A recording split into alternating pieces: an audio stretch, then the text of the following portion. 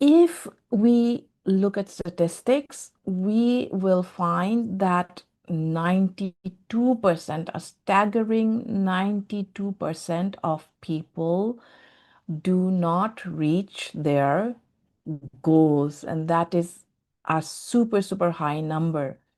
So, what is it that the remaining 8% do differently that makes them achieve their goals?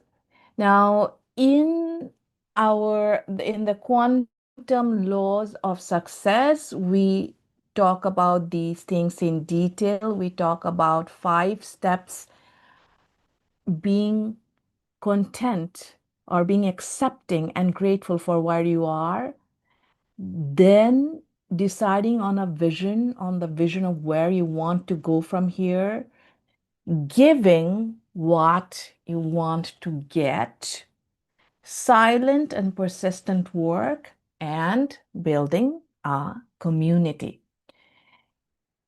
Every step is very important and builds upon the others. Where we mostly fail, at least from the outside, it looks like we're failing, is it's step number 4, which is the part of silent and persistent work. The vast majority of people start work with a lot of excitement, a lot of enthusiasm. We start pursuing our goals with a lot of enthusiasm, but somewhere something happens and our enthusiasm dwindles.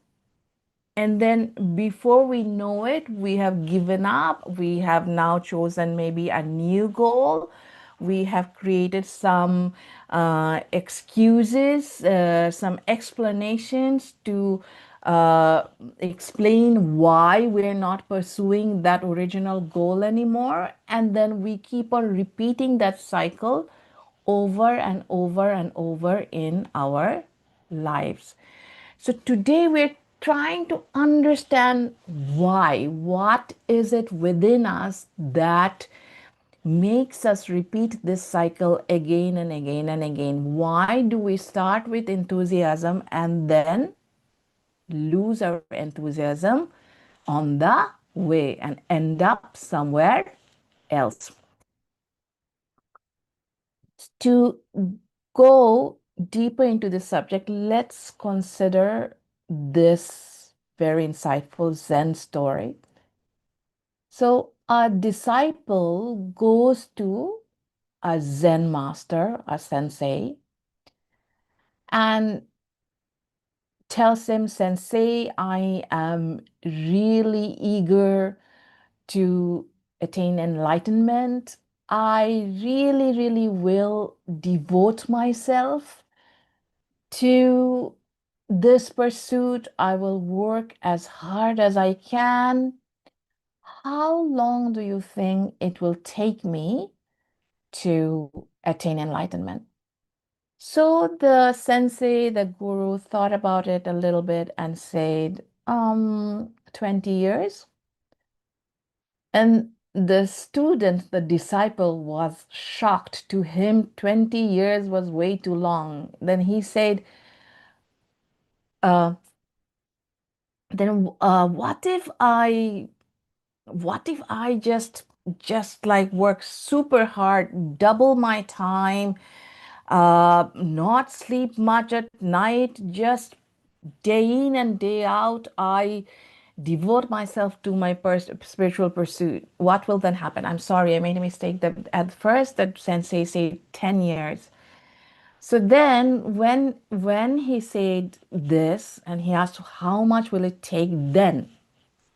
So this time the sensei said 20 years. So it is double what he said at first. Now the student is even more baffled. He said, okay, what if I give up my sleep altogether at night? What if I just even like when I'm eating, I just eat while I'm meditating or something like that. How long will it take in that case? And the sensei thought about it a little bit and he said 30 years. So then the disciples say, this doesn't make any sense. Every time I'm saying I will working harder than before. Surely if I'm working harder, I should reach my goal sooner. And why do you say what you're saying, that it will double or triple my time? And then the sensei said, when you have one eye on the goal, you just have one eye remaining for the path. So if we are motivated solely by the outcome, if what drives us to do something is solely that moment of when we will attain something, then it is hard to have the endurance we need to truly master something and to truly succeed at a very high level, to truly do something that is timeless, that transcends time, that people from uh, generations later will connect to. So, this is where we mostly fail. And this is where in our time we are failing more and more and more, because we are becoming more and more short term, and we want things faster and faster and faster. And certainly you can have things fast. With this day of social media, you can reach people super fast, right? One video can reach maybe the other side of the world. So I can have a lot of, maybe um, I can become maybe a household name in one day. But if I haven't developed to deserve being a household name, I will also lose it very, very quickly. And that is what you will see happening in today's world again and again and again. So, people who truly leave an impact learns to love their mission, love their work for the sake of itself, regardless of the outcome. Or if you're super spiritual, your goal in anything you do is to align yourself with Allah, with God, with Bhagavan, with the source, with the universe, whatever it is you call the universal spirit. So when you can inculcate that in yourself, going on is not an issue. You are not impatient about reaching a certain destination. You start enjoying your journey. And then it becomes easier. Actually, as the story that I just told indicates, you actually reach your goal sooner. You actually reach it in 10 years rather than in 20 years or 30 years. So, the things I just said, I know that this is very, very difficult for most people around us to imagine, right? So when we talk about goals, we talk about reaching goals, our dopamine, our reward system works in a very goal-oriented way. Like it all the dopamine secretion we have in our body happens in anticipation of attaining the goal. And we won't reach that state in one day. We will not become somebody who is completely, who is somebody who embodies the concept of Nishkam Karma in one day. What is Nishkam Karma? Nishkam Karma is a very central concept of the Gita, which says that we are meant to do our duties without regard to any personal benefits or any benefits to the ego or reaching a particular goal or something like that, without any attachment to any particular outcome. So what it says is that our work, our duty is to give our best. Our duty is to work. Our duty is to develop. Our duty is to attain mastery or do our best to attain mastery. And then it is up to the universe to decide on the outcome, to decide on the reward. And as scary as that seems to many people, honestly, that is also a more certain way to get rewards. Because one thing that we have heard uh, our guru say ever since we started learning, going deeper into this path, is that successful people do not chase success. Success chase successful people. And of course, when you first hear that, that will that will seem very just seem like something that doesn't fit with what we see in our worlds at all. We see so many people chasing, but what if you start looking deeper, what you will see is that people who have developed themselves uh, in some way, you have a love for music. You have taken your music to a certain level. You have maybe a love for politics. You have taken your knowledge, your empathy, your public speaking, your networking abilities to a certain level. You will see that you are found. Like even if you haven't maybe gone out there and said, okay, vote for me, someone saying like this person would be a good candidate. Look at how good this is. Like there are people who are like maybe in a working in maybe a movie set, not as an actors or actresses, but then people realize this person's very talented and put them as a cast.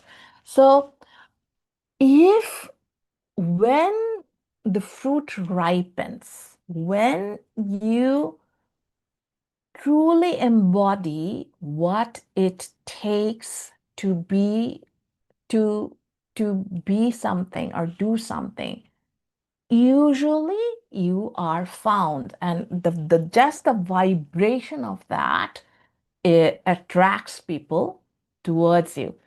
And if you chase and chase and chase, but you are not ready inside, you haven't done the work to create that excellence in you, that belief in you, then that ability in you, then even if you are given the opportunity, you cannot hold on to that opportunity. So, this concept of focusing on the belief, focusing on the work, focusing on the habit, focusing on the work, focusing on the duty is something that will give you more mastery, more joy, more, but also better outcomes in the long run. So, how do we do that? How do we become people who can continue to work towards something for however long it takes? However long it takes. Uh, People who do not become dejected, people who do not become disappointed and give up. Because when you give up, often researchers say that a lot of people give up right before they reach their destinations. Of course, if you have become someone who's for whom the destination doesn't matter, that is one thing. You're just doing your duty. But most of us maybe will not be there in one day. But you will at least need to be persistent until you reach your goal, right? So, so what what does it take to get there? And uh, what is it that make the other people give up? Like what is and like give up, as I was just saying, like right at the last moment when their researchers say, like when they're just about to reach their goals. We're coming to that, and like successful people, like I'll give you one quote, like Jeff Bezos, he said, like, like you could be like for 4 years you could be like a total failure. Your company, that great idea you had may not be working for 4 years, you'll be nothing, and then on the fifth year you may be the next big thing. So he said, like, the power of not giving up is real. So here is an example of somebody is goal oriented, but even if the outcome is very real and you reach a place, you still need to be able to work persistently until you reach your goal. You still need to have enough love for the process to keep on doing it. So how do we get there? So number one is to realize that inspiration is not enough. Just inspiration is not enough. Some spiritual teachers, they say like, oh, inspiration is nothing. I wouldn't say inspiration is nothing. It is inspiration that makes you take the first step, right? If I didn't feel super inspired, I wouldn't have pursued this path. I mean, made a decision that is difficult for many people to understand, uh, but I did it. And why did I did it? Because it was the inspiration, that primary emotion, that wow, this is worth it. This is something that makes human life worthwhile, at least to me. Like if I can do something like that with my life, okay, that makes life worthwhile. So that initial excitement, initial emotion is something that makes you those first brave decisions often. But what happens if you are just dependent on that primary, you call it inspiration or motivation or some other kind of emotion, is that it dwindles if you cannot build other things on top of that inspiration. The nature of human beings is that we like novelty. We like novelty. Whatever you want to do, um, if you say you take up a new instrument, right? You want to play the violin. At first, it will seem super interesting to you. For a little while, it will seem super interesting to you.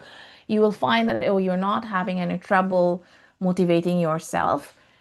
But then afterwards, it wouldn't feel so interesting simply because the novelty has worn off, because we are designed in a way where we have a lot of dopamine secretion when we're doing something novel, when we're experiencing something novel.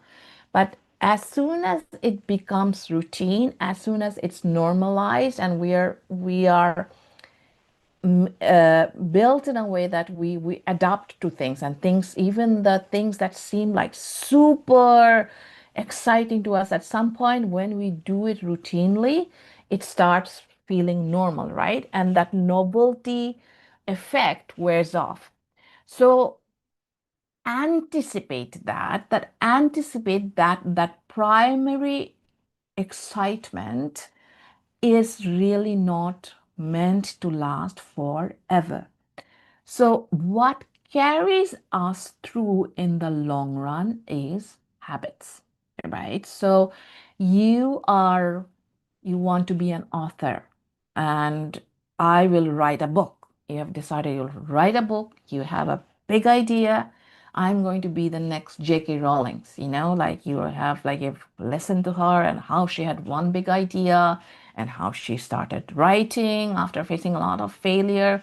And then she wrote, and then um, like, I forget, like many publishers, scores of publishers rejected her. Finally, one accepted, and the rest is history, right? So you're so excited, you have the idea of a novel, and you are going to write. We forget that after the idea, she had to spend all those years writing, and then she had to stick to the writing until she completed at least the Harry Potter series, right? So for that time frame, even if you are one of those people meant to have success at your first book, maybe you won't. Maybe you have success at your 10th book. Then you will have to keep on writing till you have your 10th book. But even if you have achieved, you were meant to achieve success in your first book, you still have to keep on writing until you finish your first book. For that, you have to develop a habit. So, habits are things that you do based on a particular cue, an action that you do based on a particular cue that gives you some kind of reward. So that means that maybe every morning from 7 to 11 you write. A lot of writers, they write early in the morning. So some relatively early. So maybe your writing hours are from 7 to 11, 7 to 12 you write. Some days they give you a lot of satisfaction. You are able to produce a lot. Some days you are hating it and you can't produce anything. Nothing is coming out of you. But you turn up and you write. And the power of habit is such that once something becomes a habit, it becomes easy to turn up for it. Like when I first came to the UK, and okay, I'm one of those spoiled people who had a very nice cook who prepared our food for us. So it was difficult for me to turn up for dinner every day, because it was like I was scared, like, oh my, it's like I don't know how to do this. I don't know how to cook very well. The food will not be good, or I will get stuck somewhere. But then as time progressed, it's not something that causes me any stress. When it's time to cook dinner, I cook dinner. Now, that is what will happen when you turn your inspiration into a habit. So you need to have a particular cue, which can be a particular time, like every day after breakfast. This is when I write. So that's your cue. Like now it's 7:30. The watch is saying, no matter what, I sit down and I turn my computer on and I turn my file on where I'm typing. Or, if you're one of those people who write longhand, great, you can write longhand and you start typing. And as I say, so then you will see that habit, okay, 7:30 is my time to write. will take you through, regardless of what is happening. The second is shifting the perspective from demonstrating your ability to mastering something. So many of you may know of this psychologist called Carol Dweck. She's the one who basically popularized the concept of mindset. Now, nowadays, everywhere you go, you will hear the word mindset a lot, right? So she's the one who talked about growth mindset versus fixed mindset, right? She did all that research. She published a paper. So she had come up with some concepts that are really, really useful in understanding how we think and how our the structure of our thoughts, our mindset affect our lives. So one of the things she also talks about is what I just said, the focus on demonstrating ability versus mastery. So demonstrating ability is going back to the violin example, is like you just think of uh, having a sort of doing a concert, a violin concert, whatever the most prestigious place to do a concert. You're doing it there and you're getting a standing ovation. So your focus is on demonstrating your ability to play the violin beautifully. Uh, Versus what some people have is like the is attaining mastery, becoming better and better and better and better at playing the violin. So what you're visualizing is that, oh wow, I am playing the violin and beautiful, beautiful. I'm creating a beautiful, beautiful, beautiful music. So you are, so that's like more internal. That is more about not what other people are giving you, external validation, rather than more on your your own mastery. And what she has said is that like people who are more focused on the mastery are people who actually um are actually like they're happier in life. And then, as I mentioned before, that at some point you are actually also supposed to, you are also more, I would say, is like more likely to get reach a big goal or reach a more reach very significant external rewards, external outcomes. So think about that. Think about like when you want to do something, is it really just for the external validation, just because other people are saying something about you, other people are applauding, other people, or is there a more internal aspect to your motivation? Like, do you want to be a certain way, feel a certain way? Do you want to attain mastery over a certain thing? Because the more internal it is, the more likely you are to be able to continue. And the thing about mastery is that it makes you happy. In order to enjoy anything, in order to enjoy playing the violin, playing the piano, the act of writing, the act of speaking, the act of anything, you need a certain level of, you need to be pretty good at it. There is another very, very, well, he's very well known among psychologists, a person who has given one of the best known theories of happiness, which is the flow theory, right? So he says, like, as human beings, we're the happiest when we are so much in the flow in doing something, in whatever we're doing, in our painting, in our sport, and this is what I am adding, in our ibadat, in our worship, that we completely forget ourselves and we transcend ourselves, and we are just completely immersed in what we're doing. And he gave the example of Michelangelo when he was painting the Sistine chapels. Like, he forgot to eat, he forgot everything, he was just so immersed in doing it. But what he says is that in order to be in the flow state, you need your skill level needs to meet the challenge. If you're a student and you um, and the test you're taking is just super hard for you, you won't enjoy it.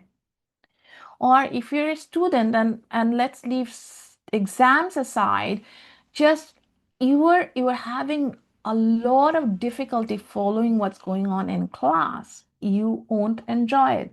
So human beings are made in such a way where the the thing that we're doing is we enjoy it when it's kind of challenging, but it is we can meet that challenge. It's not so far beyond where we are currently that we have no chance of actually being able to do it. Like if you're going for the math olympiad and the questions in the math olympiad like are so removed from you that you can't solve in one single one of them, then obviously it's not something you will probably like preparing for. But if you go through step by step and step and you're now at a stage where like I'm being able to do some of them, that other one that seems quite difficult I might be, and you tried one day and you stuck with it for like 2 hours or 3 hours and you were able to solve it, you will start enjoying it. But why are you enjoying it now? Because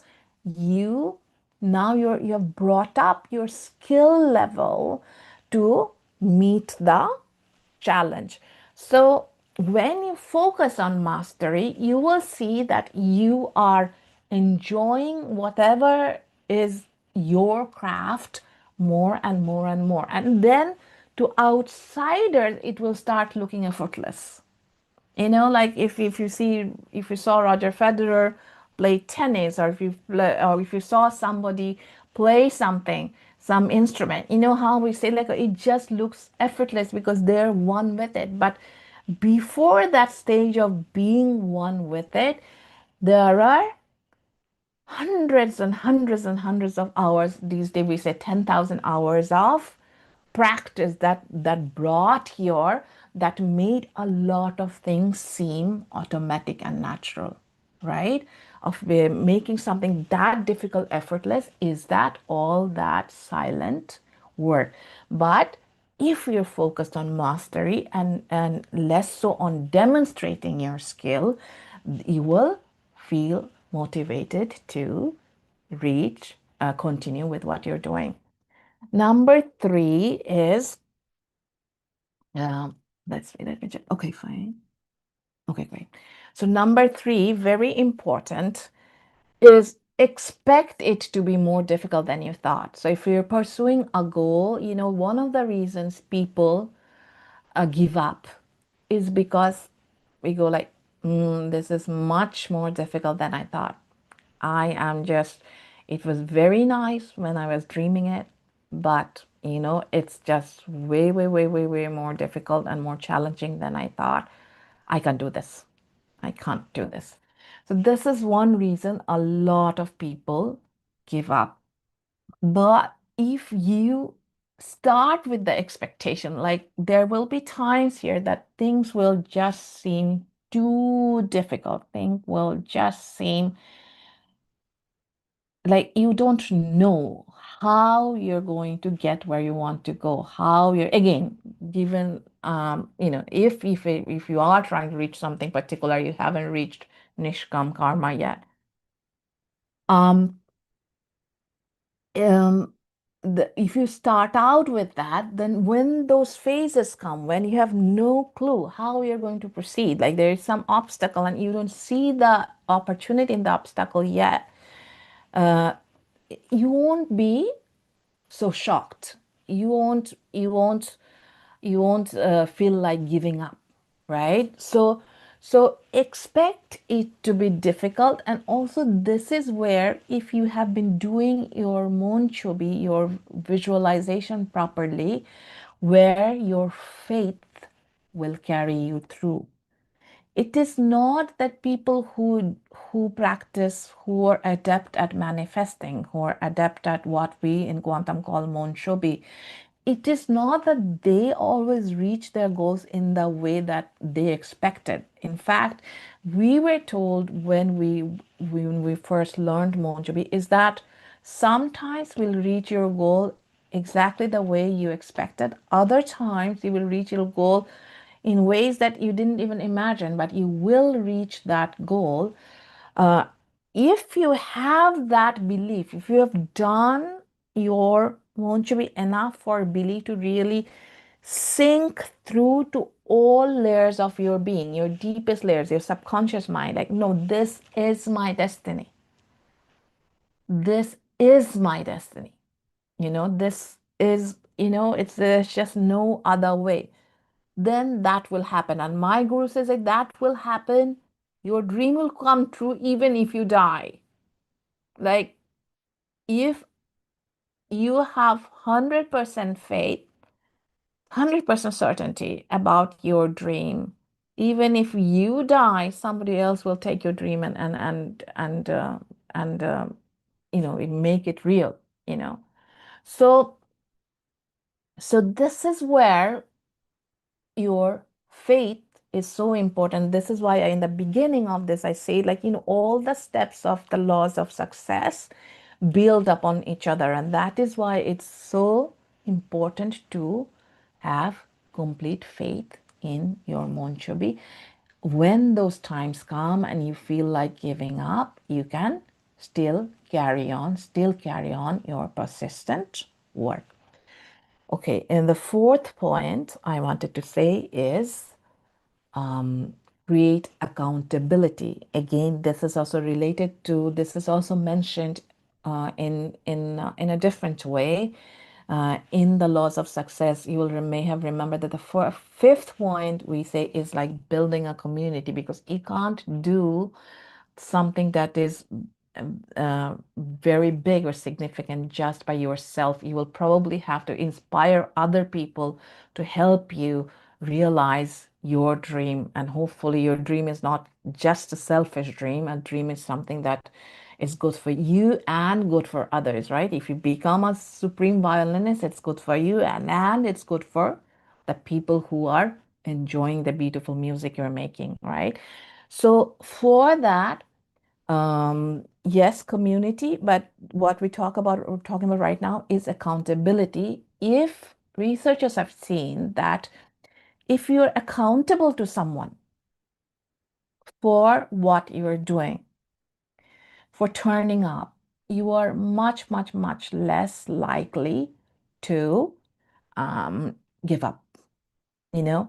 So you can do yoga yourself, but people who are part of a yoga group, who go and do yoga with a group, are, I'm pretty sure, are way more likely to persist with their yoga practice. You can meditate yourself, but I can guarantee that the people who are join our Sadhakayan programs or something like that are much more likely to continue with their meditation practice. This is why you would see that there's a big rise in professions like coaching, mentoring, and these type of things these days, because everybody needs to have their hands held at some point. Like this year, the end of last year, 2024, I kind of sort of coached my older son through his 13 plus test. Those who know about the British system, in year six, people take 11 plus or 13 plus tests, and to get into grammar schools or into senior schools in the independent sector or boarding schools. So you do the work yourself, but at that moment when you feel stuck because of an internal or some external reason, something that's came up and you just feel like, I can do this. I don't have what it takes. This is just too difficult. It is amazing to have somebody to hold your hand and say, like, no, look, we'll just go this way. Because I saw it firsthand with my son, like, oh, he's doing everything, but just me being there, you know, the days he's finding something difficult, or the days he doesn't know how to prepare, that is really, really helpful for him. So if you are serious about something, don't hesitate to get coaches or mentors. Of course, find someone you who's worthy, someone you think is worthy, but do not feel afraid to reach out, to talk to people, to ask help from people, because that is what human beings are like. They need that support. Don't think that you have to, like, yes, all of us, we have tawakkul in Allah, but Allah also sends us our help in many different ways, right? We have faith in God, the universe, and that's our main strength. But the universe sends us help in the form of other people too. So do not hesitate to rely on that. Okay. So create accountability, create somebody who you can discuss your ups and downs with, the times you feel motivated, the times you feel dejected and disappointed and feel like giving up. Make sure you have people to talk about those things, and then you're way much, much, much, much more likely to go on.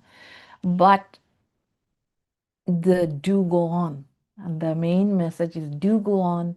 And what you will see is that we think that inspiration leads to action, and yes, it does. But oftentimes, the people who do go on find that action also leads to inspiration.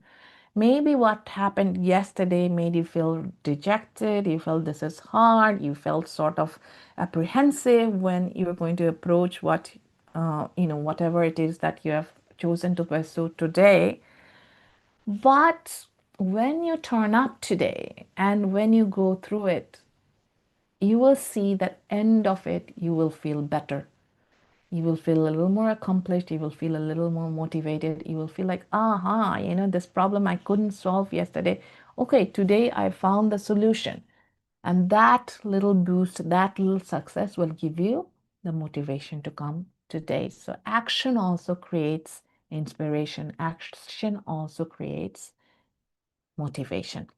So I hope for all of you listening today that the universe gives you this ability to stick to whatever is your innermost dream, regardless of how big it seems, or how impossible it seems, or how hard or challenging it's supposed to be. And I hope that you are one of those 8% of people who can continue the journey all the way through, or to do what you believe is to be your mission on earth, regardless of the external outcomes, until your last drop of breath. And then surely, surely, surely you will go on to the next phase of your journey with a lot of satisfaction. Okay, so that was our talk for today. Let's do the future meditation today, and really think about what it is that you want to do with your life.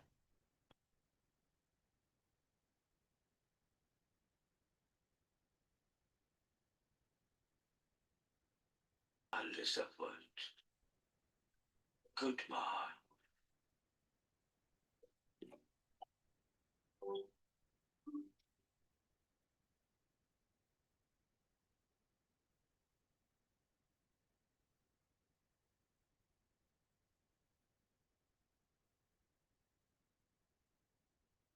Okay, that was our Sadakayan for today.